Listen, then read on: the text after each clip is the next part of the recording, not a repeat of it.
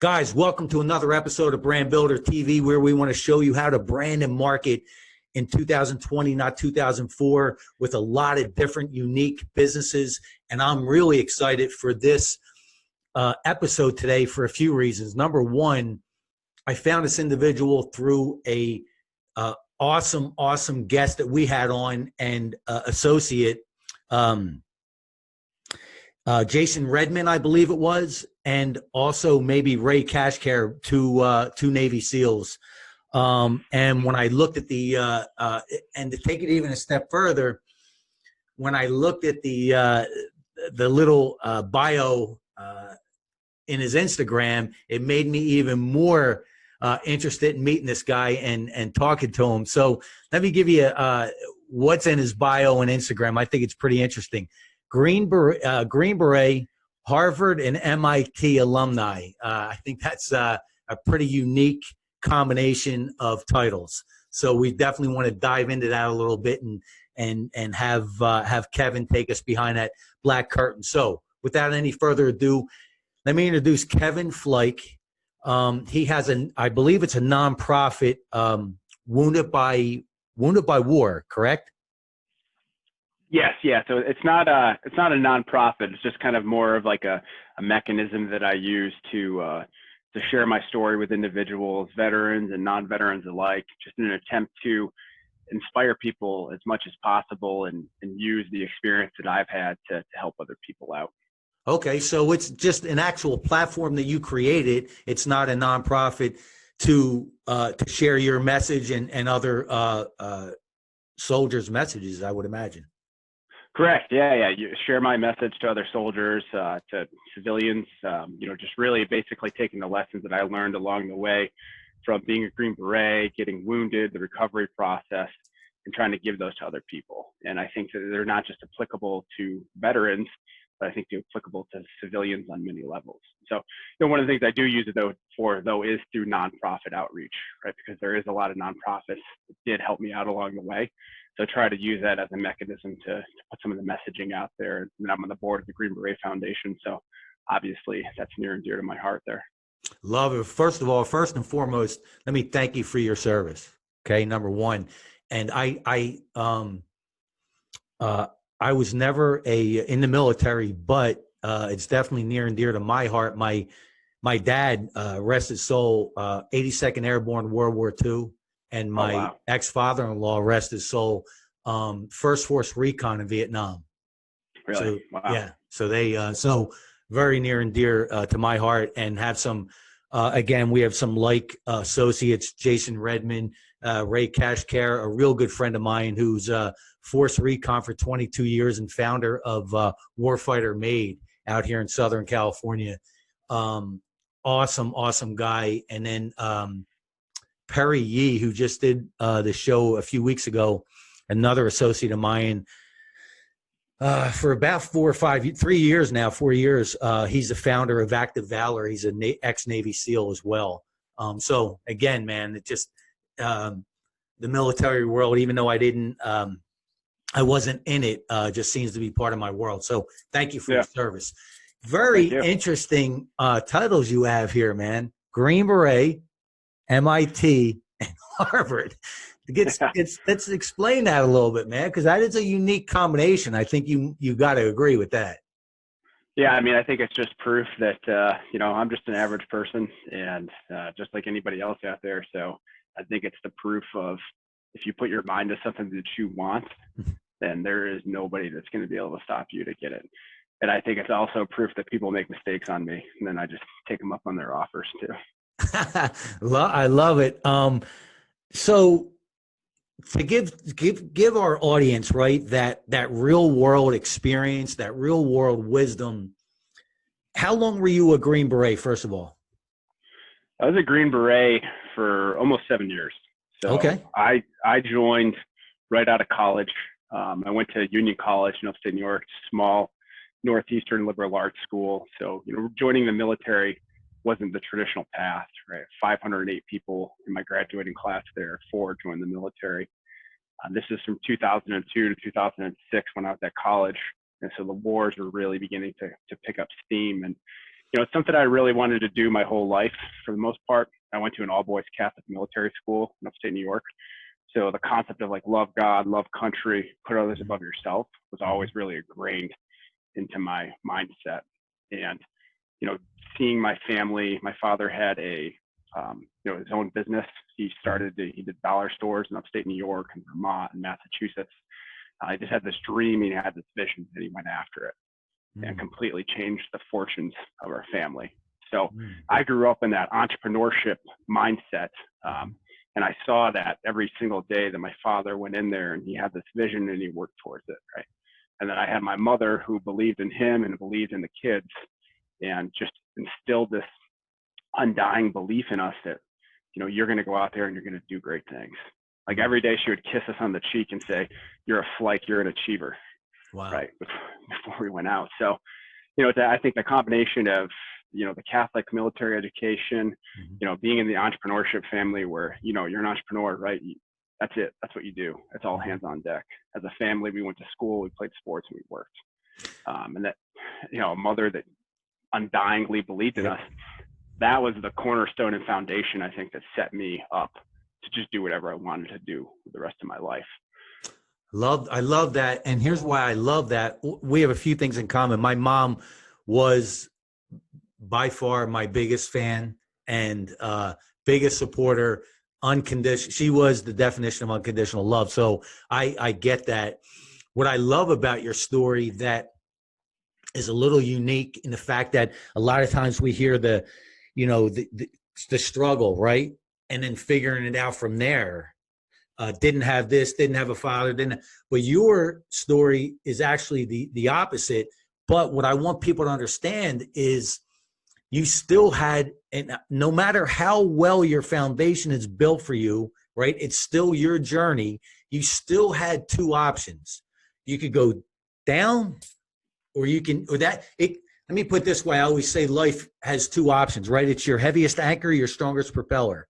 That could have been your heaviest anchor, right? But you decided for it to be your strongest propeller with that entrepreneurial spirit that you were ingrained with, right? Almost from day one, became part of your DNA.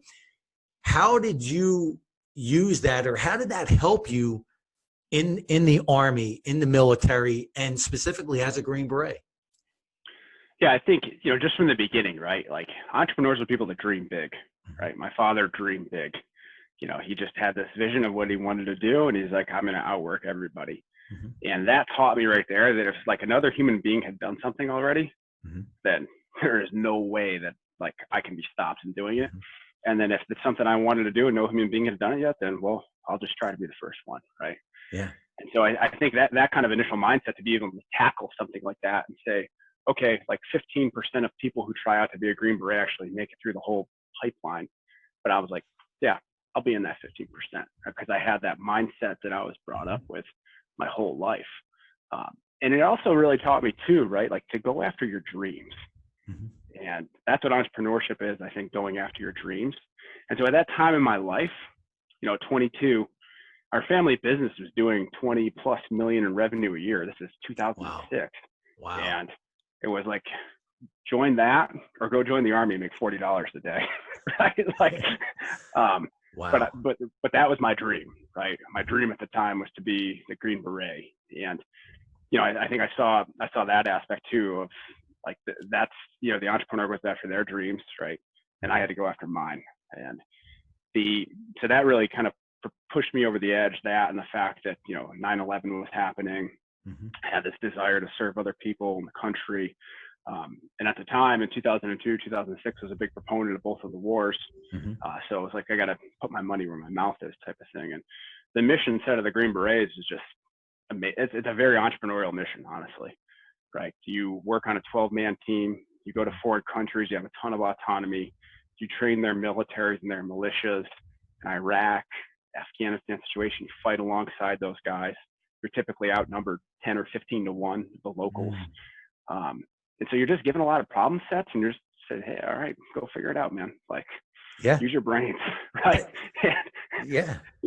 I love that. That's interesting because it is so parallel, right? the soldier mentality, the slash warrior mentality, whether you're talking about military, whether you're talking about professional sports, whether you're talking about entrepreneurial world, right? It's about those landmines, being able to navigate through those landmines with the resources, right, that you have, and build on those resources. It's the exact same thing, right? Just a different flavor. Just you're being asked to do a different thing with the same mindset. That's what I love about it. I have to ask you this: going into the Army, was your ultimate goal to be a Green Beret, or did that evolve?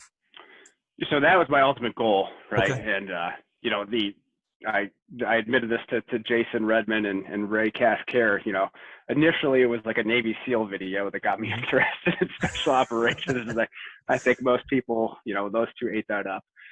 But you know, I knew I wanted to be in special operations. That was just kind of my mentality of like, I want to be a part of the best. I was enamored with the camaraderie and the difficulty of the missions and the barrier to entry to get in.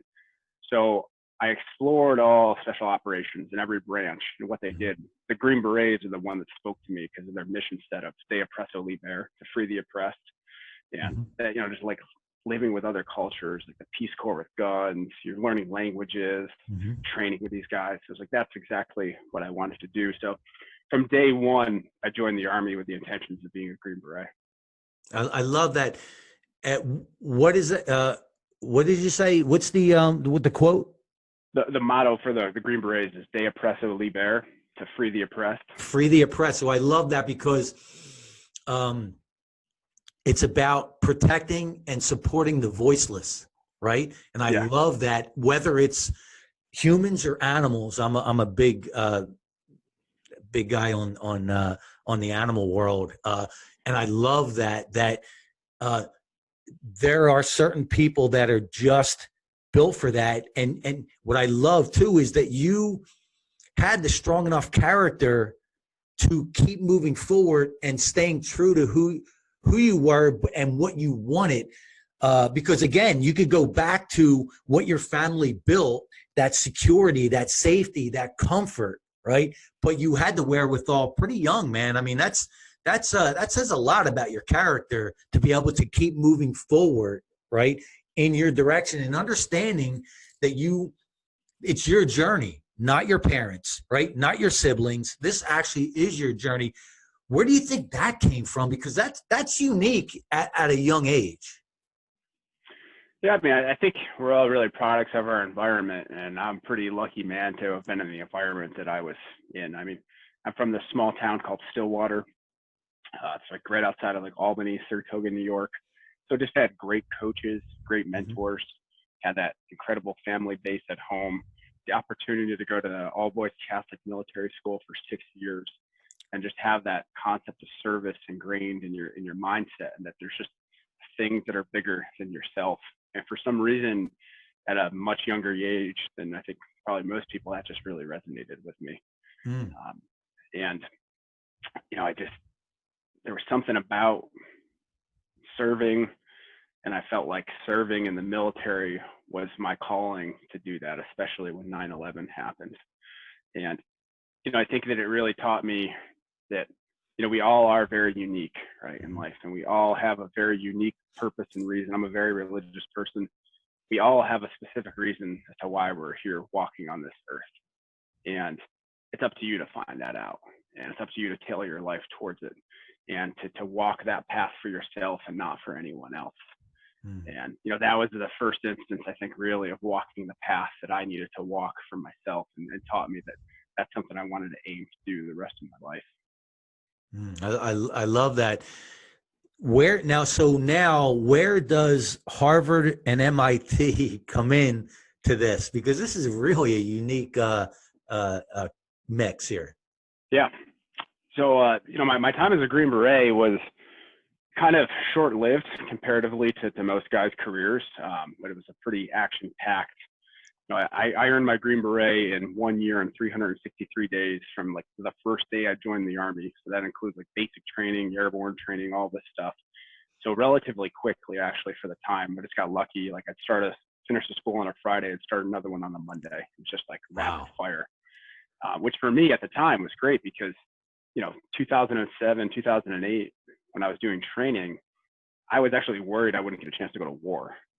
Wow. So it turns out you worry about the wrong things because that's all I had a chance to do once I graduated. And I finished in the spring of 2009, and I went out to the 1st Special Forces group out in Fort Lewis and in Tacoma, Washington. And the way the Special Forces are broken down is you're going to have a unit that's designated for each part of the world, right? So mine covered Asia, so I learned Mandarin Chinese, and a lot of guys knew Filipino languages, Korean, Indonesian, various Asian languages, and we very much concentrate on the cultures and the politics of the area.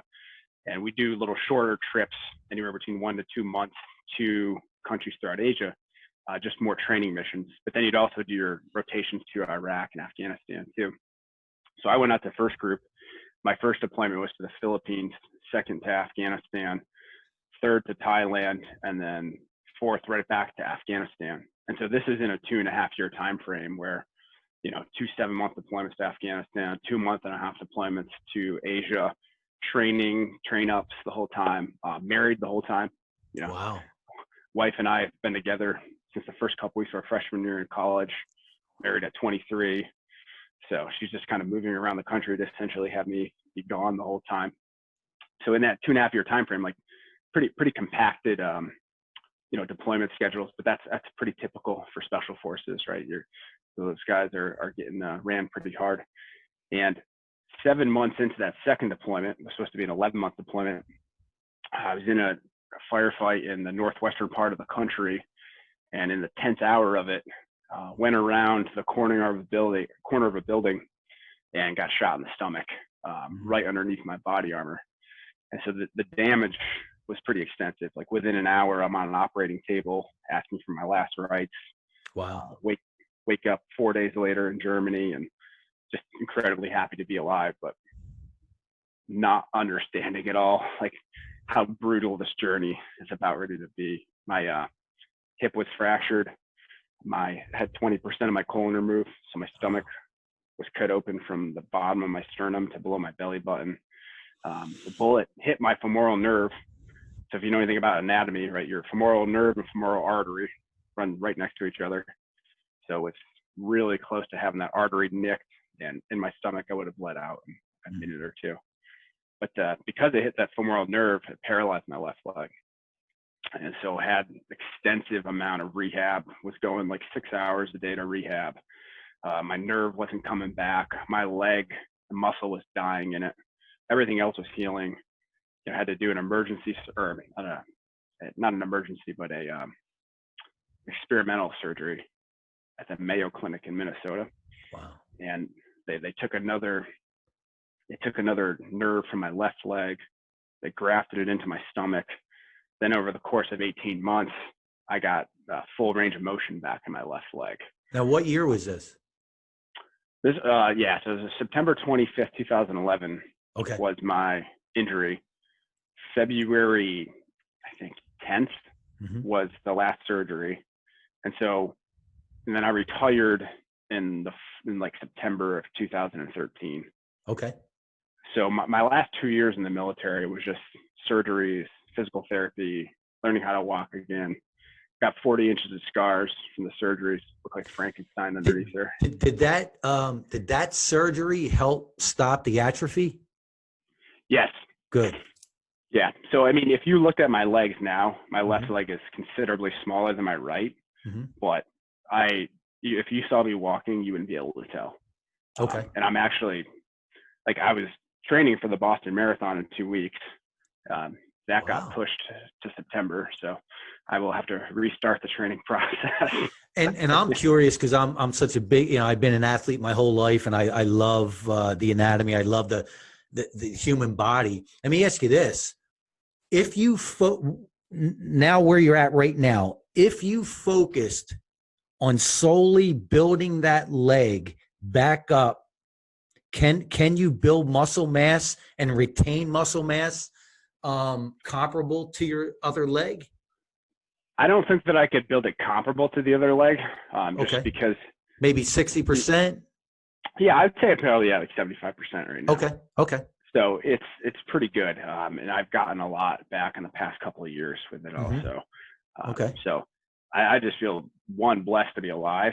Yep. And two, like incredibly blessed to have had that pretty much come back to the point that I'm able to do the activities that I love doing. You know, and we're I had a really, really bad motorcycle accident probably about 18 years ago now.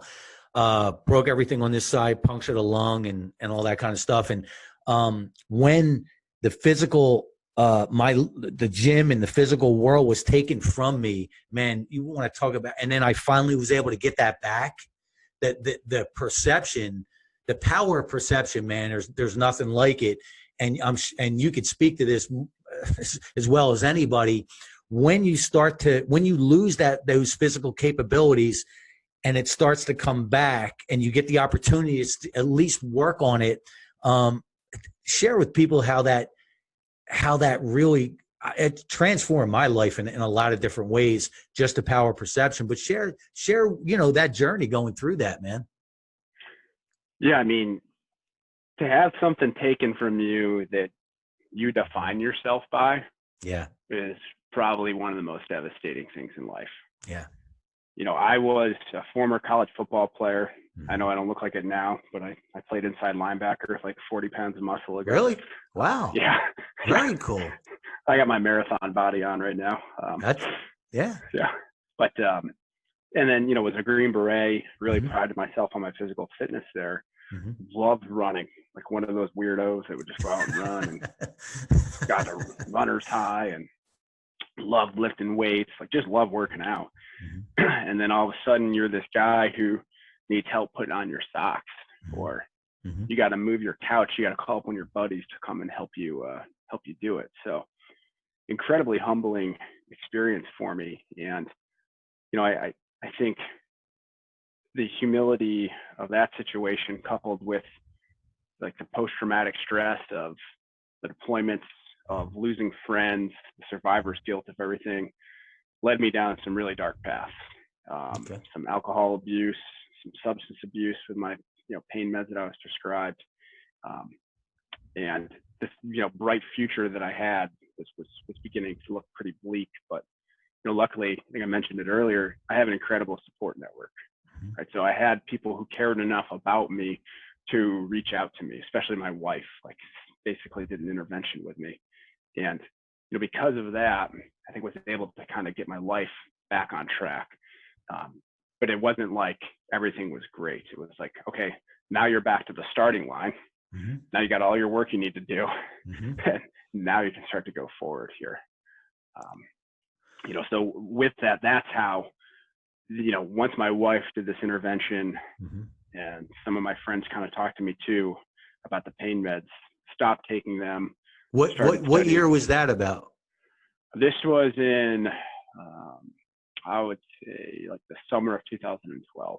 Okay. So 2012, 13 was now your transformation into this new reality, right? Yeah. Yeah. I mean, if you look at January of 2012, mm-hmm. Like my team was supposed to be coming home. Mm-hmm. I hadn't seen those guys in like 3.5 months. 2 weeks before they came home, one of the guys on the team got killed. It was like one of my best friends. And he, losing your friend like that, right? Our company had 2 other guys get killed. Another guy kills himself almost as soon as they get back. Mm-hmm. And then you survive your injuries. So you're kind of left to wonder, like, what is the greater purpose? Yeah. What is the reasoning that I have to still be on this earth? And, you have those questions, you're going through all of that. And then the other thing is, let me also, on top of all that, you have these pain meds that are clogging up your thought system, right?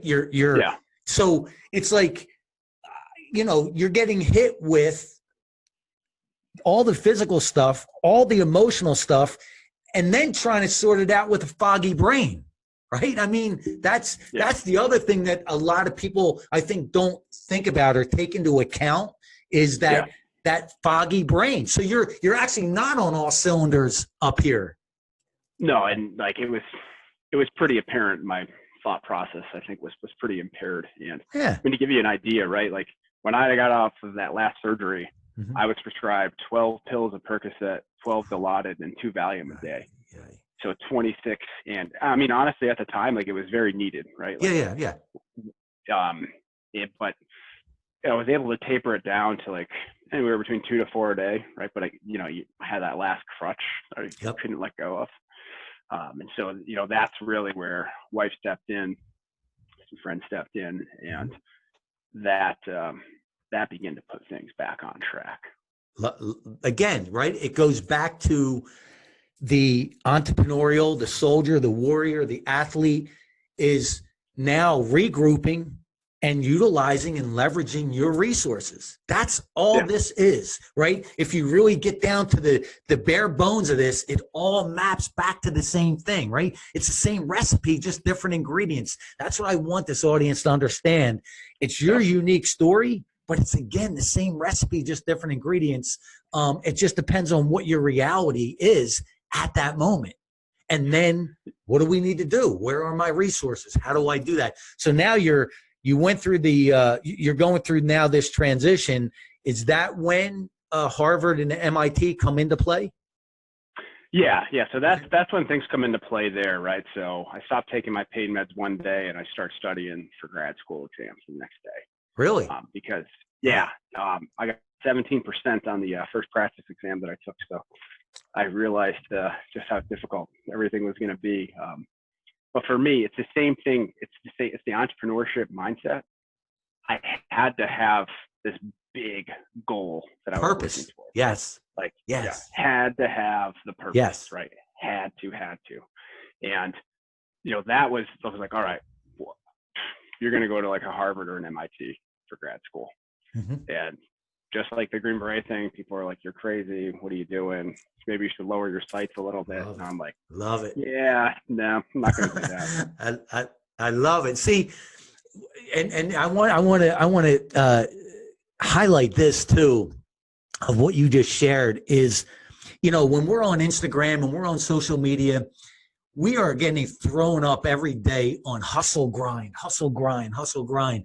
But I believe that where a lot of people fall down is falling into that hustle grind mentality without understanding the difference and the definition of inspired action, right? So you went through this dark period, but you found your purpose, which I define as inspired action.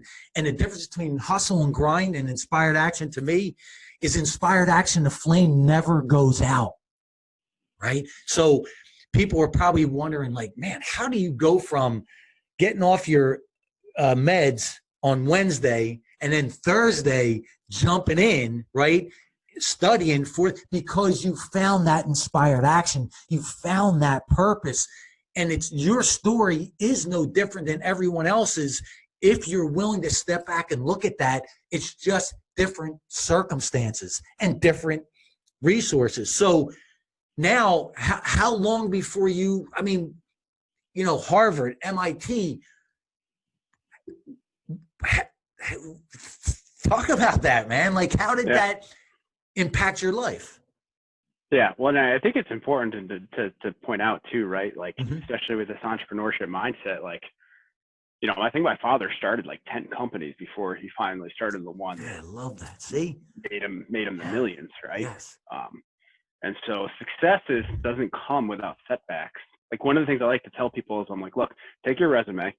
Your resume is like the shining achievements of your life, right? I mean, it is such amazing stuff that's what you want to get hired off of. Like, and then take like 10 failures for each line on that resume that got you to that success. Yes. And then that should make failure a little bit more digestible, right? So like, that was the thing that I had to understand, and it's kind of a crux of my message, is that I was going through all this hard times and these difficulties, and I was walking a mile in other people's shoes that I wouldn't have walked if I hadn't had these injuries, the addiction, the depression, post-traumatic stress, anxiety. So I realized, I was like, you are learning a lot about yourself You're learning a lot about life, about what other people go through, and you're refining your character. Right? And so we are given this sets of adversity in our lives to make us into the best individuals that we can be. It's up to us to look at it from that perspective and that positive mindset, right? So as you're an entrepreneur and your business is failing or something's happening, your business partner, whatever, right? The million things that can go wrong. Try to take a step back and say, well, what can I learn from this situation so I can come out of it stronger? And the next thing I do succeeds, right? And then also, I think you need to think of these dark times, right? As these are opportunities for you to learn, but they're also opportunities for you to continue to help other people out, right? So like when I was going through this brutal time, right? It was, asking for help, right? I reached out to our psychologist at my unit. Right? I recognized that I needed help and I couldn't handle this all on my own. Receive help. My wife, friends, people were like, dude, you got to get your life back on track, right? And then even when you're going through a dark time like this, you might say to yourself, well, how can I actually help somebody else out? Yes. But it's like, no. That's when you need to be helping people out the most, right? So you need to ask for help. You need to receive help. You need to give help. Yes. Because when you go out and give that help to other people, right, that's going to show you how fortunate you are. It's going to give you something to keep your moral compass north, right? Because that person's probably going to believe in you. That boost up that confidence. And trust me, you're going to learn something too from working with that person, right? It's always a win-win. Absolutely. Yeah. And the other thing that people have to understand is, and I'm so glad you shared your dad's story, right? Because, when I speak from stage, my intro is Dave Daly, the Monster Motivator, built and sold 3 companies in 3 different industries, but also crashed one to the ground, right? And that's what I want people to understand is twofold. Number one, here's a lot of people are like, well, how did you build back from crashing that business to the ground? You went through bankruptcy, you lost everything, built back up. It's first and foremost is understanding and wrapping your brain around and truly believing that you are the only one that has the power to give titles, meaning in your world, meaning you define what you consider success and failure. And here's what I tell people. When I had that restaurant and I crashed it to the ground, I stepped back, I looked myself in the mirror, and I asked myself, if I didn't do this, would I regret it? And if my answer was yes, I won. And my answer was yes. Now I can move on, right? Yeah. And those dark times that you went through, the difference between you now versus if you didn't go through that is what I call knowledge versus wisdom.